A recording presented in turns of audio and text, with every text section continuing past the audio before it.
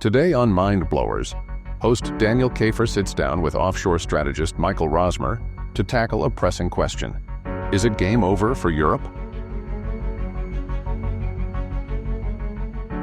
While experts point to breakthroughs in AI, robotics, energy, and automotive innovation in the US and China, Europe seems to be falling behind. Its GDP growth is slowing, and the EU's response, more regulation, may only hold it back further. So, can the old continent find a way to stay relevant? Or will it be overshadowed by global giants in the years to come? Join us as we explore these critical issues on the Mindblowers podcast. What do you think going forward? So a lot of things are changing right now geopolitically. We have the war in Ukraine, for example. We have robots and artificial intelligence where China is really becoming a superpower.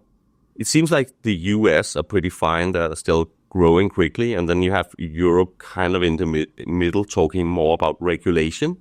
And it seems that Europe, like they missed the tech boom. And now to me, it seems like they're missing the AI robotics boom. How do you think this will impact kind of the great migration and where it's nice to live in the coming 2 decades? I think it's going to be much less appealing to be in Europe, I guess.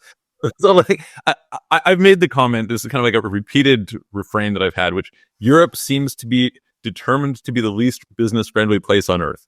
And it's not that there aren't regulations and rules and a bunch of annoying things in a bunch of other parts of the world, but they aren't that good at enforcing them in a bunch of other parts of the world. So, they might have some rule in someplace in Africa or someplace in Latin America or whatever, but nobody follows the rules anyway. And so it's sort of a different relationship. Whereas Europe seems to want to put rules on and try and enforce them. And I think that this means a couple things. One is it's just not a very compelling place to go as a business from outside, right? Like you just sort of, at some point in time, like I said, the relative GDP of Europe is just collapsing.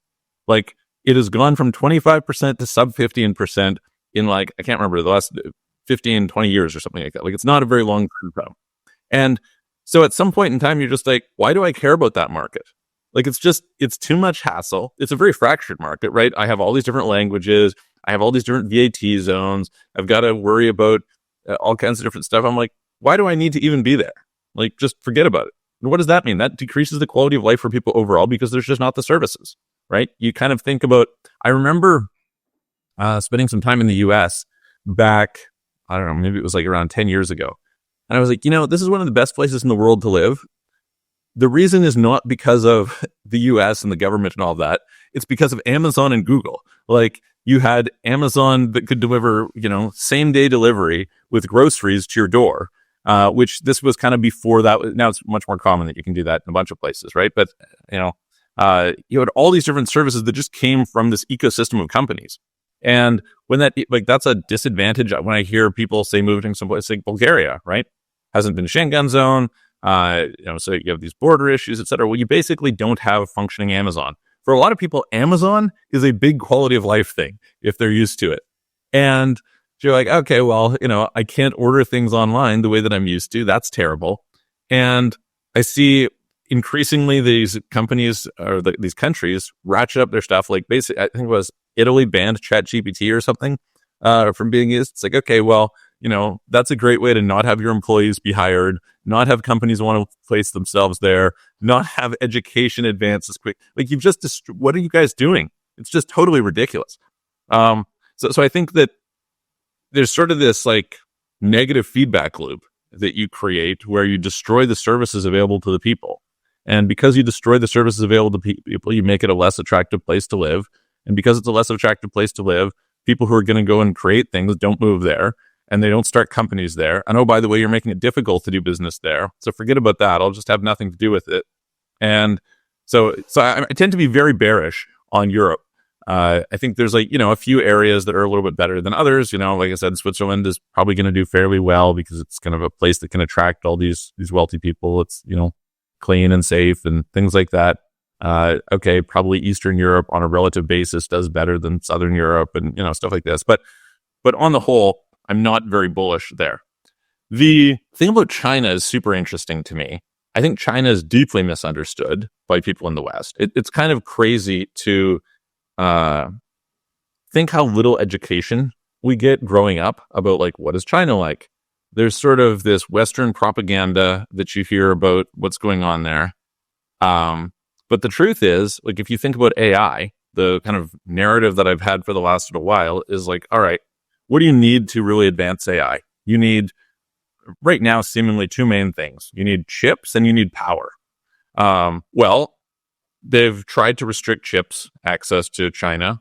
Okay. Export controls and things, companies like TSMC. What's that going to do? I think that's like an incredibly short-sighted, stupid thing being done.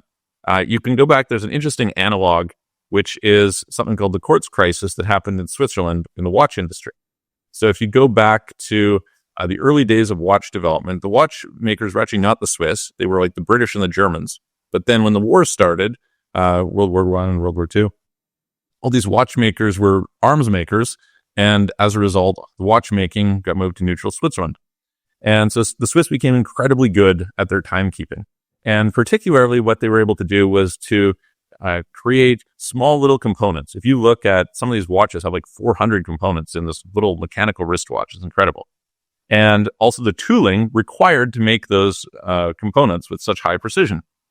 And so afterwards, the Japanese ended up, they wanted to get into making watches, but they didn't have the skills and equipment to create these high precision components and these high precision machines. And so they had to buy them from Switzerland. But then they started to compete with the Swiss. So what did the Swiss do? They said, oh, we're going to ban exports to Japan. You're no longer able to do this. And that was, a struggle for the Japanese industry. But what did the Japanese do? They developed their own. Well, fast forward to, it was like the 60s, 70s. There was like these time trials they would do. And the Swiss always dominated these time trials. First time the Japanese competed, didn't get anywhere. The next year, they had some of the top spots. Third year, they dominated the entire thing, and they stopped the time trials after that because of the fact that they were in a situation where it was so embarrassing to see the Japanese destroy them. And then the quartz revolution came out of Japan that almost eliminated the watchmaking industry in Switzerland. It was only kind of a couple decades later when they were able to kind of reinvent themselves more as jewelry than as watches. And I think the same thing is true with these chips. You go and you say, all right, well, ASML is kind of develops these advanced lithography machines. They have an absolute monopoly. They're probably the most valuable company in Netherlands right now. Everybody needs them. And so we're going to ban access of this advanced lithography technology to China. Okay, what happens? The Chinese go and they develop their own lithography technology. And yeah, does it take them 5 or 10 years? Yes. Is it hard? Yes. But they're not just going to not have chips. This is a crazy idea. So instead, what happens is you take a entity, which was a $500 billion company or whatever, that you had, this like massively valuable asset for your society. And you say, hey guys, we're going to introduce competition where you never had competition before. This is going to be massive value destruction for you. And guess what? Our guys are not allowed to sell to China, but China's allowed to sell to China and everybody else. And so who's going to have the bigger market? The new guys out of China are going to have the bigger market. So that's the chip side. So then you have the energy side. Europe is closing down nuclear power plants to buy Russian oil. I don't understand this at all. This is the most stupid thing I've heard in my life. You've got a really incoherent energy policy in the US. It's extremely difficult to build things like nuclear power plants, etc. And so where are the power plants being built? Well, guess what? China has over 150 nuclear power plants that they're working on putting together. Where's the power going to be? They're going to have all the, you can't just go and easily set up a gigawatt data center. Gigawatt, for people's context, in case they aren't familiar, maybe like 100 megawatt data center is kind of like the big data centers at this point for training models, etc. So there's some suggestion that as we scale these models up, maybe you'll need like a gigawatt data center, maybe bigger, but let's say that, which is about the power of a medium-sized nuclear power plant. And so you're like, okay, where are you going to get that power? You're going to get it in China. And they're also going to have their own chips. And all of a sudden they have, a pretty powerful technology base. Does the US compete with that? I mean, we'll see. I'm more bullish on the US than I am on Europe, but they've got a lot of problems and a lot of deep dysfunctions there that are really tough to get through. One of the things that I kind of, or two things that I talk a bit about in this regard is, number one, I think you've got a serious problem with the share of GDP that comes from government spending. I think what you basically want is you want a sufficiently small government as a share of GDP that the incentive of the majority is to reduce spending, not to increase it. And if you get to the point where there's too many people are reliant on the government for their income, then you just don't get the political will in a democracy to be able to cut spending. And that's a problem. And if you look, so the US is about 40% of GDP comes from government, directly or indirectly now. The highest countries in the world are, I believe it's France, Spain, and Greece at about 60%. The lowest are Taiwan and Singapore at about 15%. And, so I think just like they've grown this pretty dramatically over the last while. And I think it's politically difficult for them to cut those things. And that's just a super negative incentive. The other side of the negative incentives, I think, is passive index investing. I think if you look at, let's take a look at Boeing. Okay, Boeing, it's just like a disaster. I don't know. Did you see the thing where they had the CEO of Boeing before the Senate Joint Subcommittee reviewing what was going on? It was unbelievable. It's comical. Like this guy, they're asking him, like, what do you think? He's like, oh, I'm very proud. I'm like, you're very proud? Are you guys kidding me? And they're like, hey, what's happened to the stock price? Well, the stock price is, not advanced at all in my entire time here. What about profits? Oh, we don't have any profits. How much are you getting paid? Oh, $32 million. I just got a raise by 45% or some ridiculous thing like this. And you're thinking to yourself, okay, the market system is supposed to come in and destroy this graft, this waste. Why are the directors not going in and throwing this guy out? Why are the shareholders not going in and throwing out the directors? And I think part of the reason is that the passive index investing incentives basically make that super difficult. You know that every month, because people are buying shares of the S&P 500, that there's going to be buying pressure going into your company stock, and you're going to be in a situation where the value of that company is so high that it's really difficult for individual activist investors to come in and have it make a meaningful difference on how it's going to go. And so as a result, you just encourage an enormous amount of rent seeking. And the rent seeking at scale is a big problem in the US, in Europe, in a bunch of these places. You see, like the CEO of GM has made like $200 million in the last 10 years, and the stock price is flat. Like, it's completely ridiculous. And this is not abnormal. This is the norm across these big companies. And meanwhile, she's up there saying, oh yeah, I'll put our products against anybody's if we have a fair playing field. It's like, no, you won't. Nobody will want to buy your products. That's why you're trying to put in tariffs to prevent Chinese competitors from coming in. And what you're essentially doing when you bring those tariffs in is you're doing a wealth transfer from the people of the country who are missing out on better products at lower prices to the shareholders of this bloated, inefficient company. This is bad. And this badness is happening at really gargantuan scale. So I think like the US at least has some signs of, people who are pretty significant trying to make some changes in there. And so maybe they can do something. But if they continue down the direction they are, I think it's going to be very difficult for them to compete with China. So you sound quite bullish on China. Well, one person I follow who makes the complete opposite argument is Peter Zeihan. I don't know if you know him. So he's basically saying, China's collapsing because of the demographics. But you don't seem to see it that way. Obviously, there are problems in China, right? So let's be clear that I'm not saying that China is, great in every way and doesn't have problems. China has lots of problems. The question is just, can you be because everybody has problems, you can't ask, do you have problems? The question is, what are the relative problems? And the relative problems of China are a lot less than the relative problems of a lot of other places.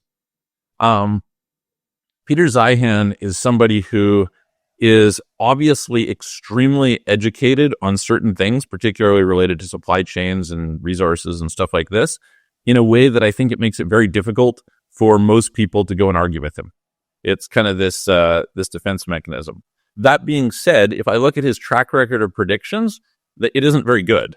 He, basically had this whole narrative of how Russia was done. They were going to have their pipelines freeze up and crack, and all of a sudden you're going to have these leakages, and it would take 20 years to rebuild and all this sort of thing. He's kind of full of these things. I don't know whether it's like audience capture, where he's paid by Washington think tanks and therefore incentivized to go and tell a pro-American story. I'm not exactly sure what's going on there, but I haven't found him to be very reliable in terms of the accuracy of his predictions. And so, yeah, I just find it, the question is, if not China, then who? And I think it's very hard if the US doesn't tilt their incentive structure, and they might, right? There's like some reasonable possibility that they could. But if they don't tilt their incentive structure, I think the overwhelming power of productivity will come and bite them. And I think you can kind of see that globally, there is more and more countries who are starting to become significant that happen to have, that they don't like being told what to do, essentially. There was a really great video. I think it was the president of Guyana, if I recall correctly. Did you see this video where there's like some journalist sitting there telling them how it's irresponsible that they should take advantage of their oil resources off the coast because of the environmental damage it's going to cause? And he starts going after him. And no, I don't think I saw that one. It's a great thing, because to me it's just like a sign of the arrogant Western presumption of sitting here telling this, we've gone and we've benefited from using fossil fuels for the last century to whatever high degree. And then they discover oil and they would like a similar quality of life. And you're like, oh, hey, that's terrible. You shouldn't be allowed to do that, etc. And he basically just snaps on him and starts telling him like, no, let me tell you what's going on here. And it's a great thing. And I have very little respect for the journalist class. It tends to be quite out to lunch. But I think that sentiment is quite common, that countries are sick of having been told by these Western nations how they behave, what they do. And when the US plus Europe was, I don't know, what was it, like probably 70, 80% of the global GDP, they could do that. That was the reality.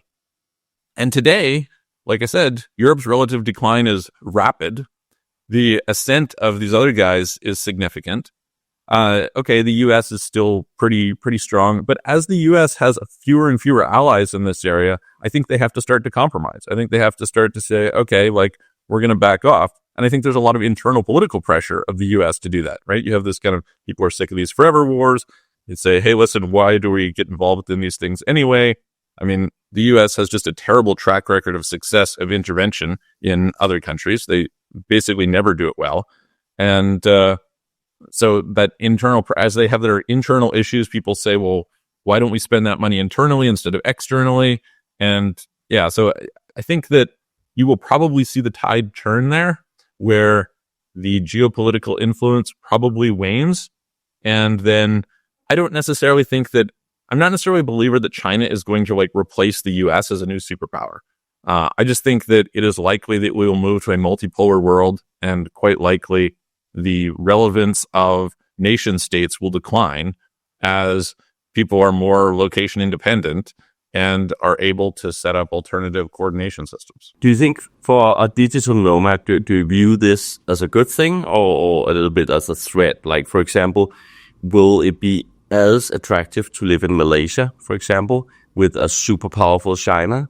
I visited Bangkok a month ago, and some people did kind of say, well, Thailand may not be very independent of China, and maybe in the future, China will decide everything that goes on here. It's an interesting question, right? Because you can ask it, I think, in a couple of ways. So the one is China, or will China demonstrate imperialistic characteristics?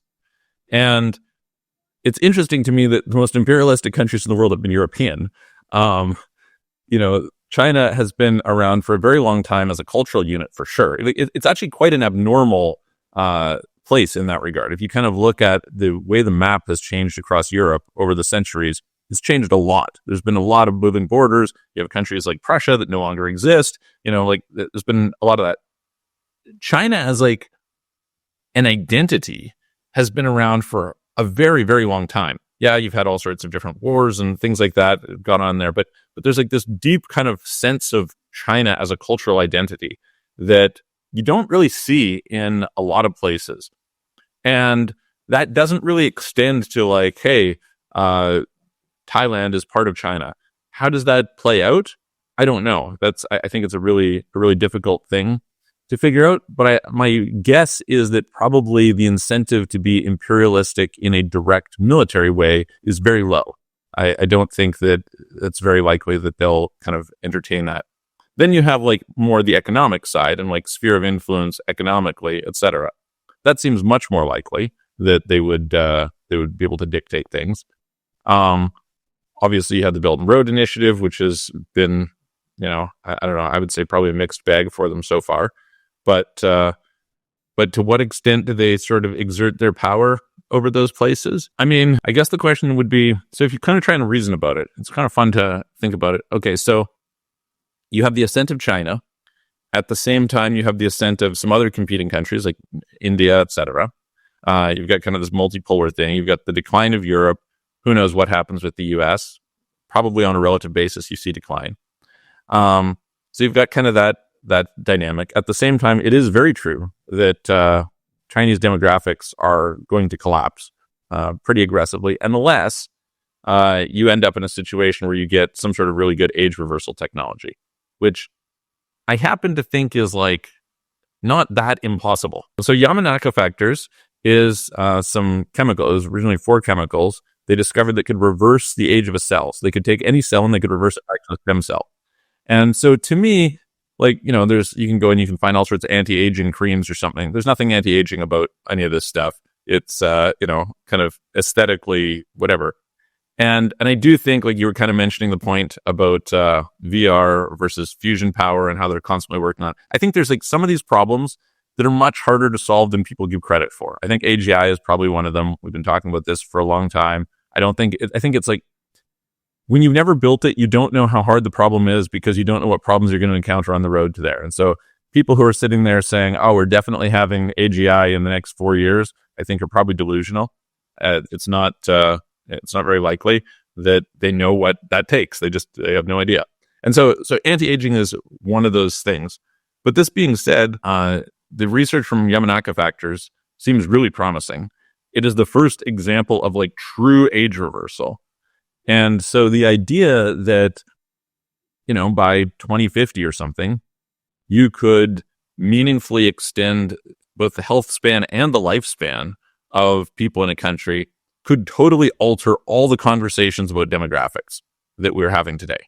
Like suddenly having, one kid in your life is actually perfectly reasonable because it turns out that people are living 300 years. And now all of a sudden you get this exploding population. So I think that is not nearly as determined as a lot of people like to present.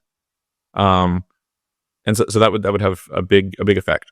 At the same time, I think one of the things interesting with China, and this is something I pay a little bit of attention to, is China is still at the point where their successful people are leaving. And that to me is always like a bad sign for a place, right? I think paying attention to where people are going to is an interesting indication. And you just see that, by the stats, a lot of people leave China every year. These are typically a lot of the best and brightest in terms of entrepreneurs, in terms of scientists, in terms of stuff like this. Now, that is turning to some extent. You can see, I think it's like somewhere around 15 of the top science universities are now Chinese. A lot of the stuff that I'm reading about various different research in areas of like extreme physics and chemistry, etc., is coming out of China. So that's kind of interesting at some point. And actually interesting, I was literally just reading something earlier today. They were measuring the how much time it took 2 particles to become quantum entangled. And it was research coming out of China, but the researcher did not have a Chinese name. It was like a Scandinavian, I don't remember, Dutch or whatever, but something like that name, which kind of tells me, okay, well, maybe they're going to start attracting some top experts into, and so to me, that's like what I would wait to see. I think if they don't turn that around, if they continue to have an exodus, then probably their ability to exert global significant dominance meaningfully outside of their own area probably isn't that great. But if it turns out that they can start attracting people, then yeah, that could turn in a pretty dramatic way. And there's not a lot of places that are competing with them on productivity, so that's just going to kind of eat up a lot of what's going on. I don't know. What are your thoughts? Tell me about how do you reason about it? I'm really in doubt here because, like, when I travel to the UAE, for example, I've been in Pakistan as well, in Thailand. I mean, they do things, they see things very, very differently, right? I mean, I think the European perspective is still that the US is the big friend. We are still, as Europeans, quite superior on number of levels. And so we should teach China what a good society looks like, right? And then suddenly you get everything challenged when you travel and hear the other perspective. I mean, my own idea is that they still have challenges, right? That you don't have freedom of speech, obviously, and to some extent you can't just leave. I don't know exactly how. Just to ask a question: do you think that the lack of freedom of speech, ideologically aside, right? So I think you and I want freedom of speech, but as from like a functional standpoint, do you think the lack of freedom of speech in China is a feature or a bug? Yeah, I guess it's one of those where it's both at the same time.